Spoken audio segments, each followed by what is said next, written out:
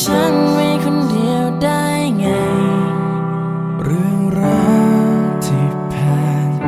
มาฉันยังไม่เคยแต่ขอสุดท้ายโปรดเธอฟังเพลงนี้ปากเธอบอกว่ารัก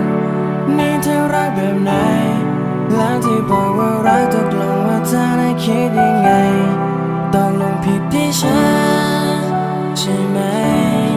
ผิดที่ฉันเองที่รักเธอจนหมดหัวใจสิ่งที่เรียกว่ารักตกลงมันเป็นแบบไหนตอนที่เธอมาทักนี่เธอคงคิดเล่นๆใช่ไหมมันคงผิดที่ฉันที่เพลอคิดเองไปไกล I am sorry but I love you baby mine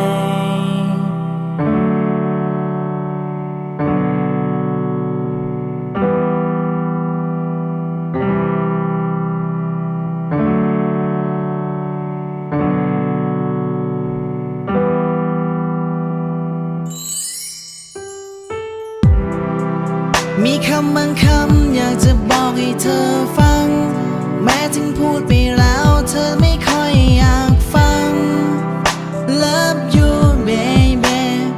I love you you know baby คือคำพูดจากใจ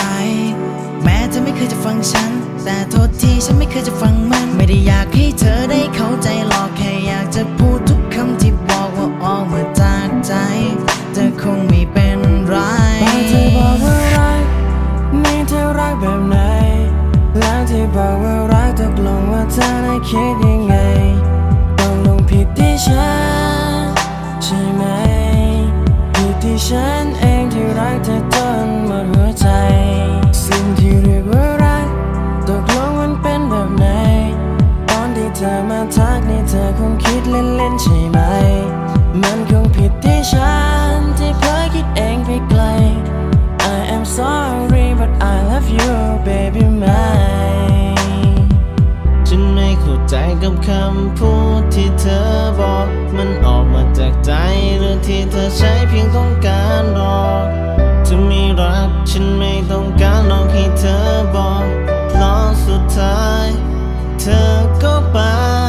ยังไงเธอก็ไปแล้วเธอไม่ได้อยู่นานเพียงต้องการแวะไม่เคยเจอคนอย่างเธอมาก่อนคำว่ารักที่เธอบอกเธอลืมแล้ว